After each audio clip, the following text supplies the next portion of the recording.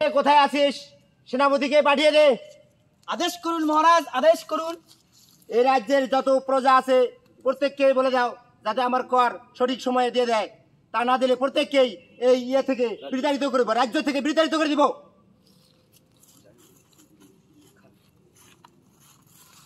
মহারাজ, এক ভিখারিকে ধরে নিয়ে এসেছি আপনার সামনে।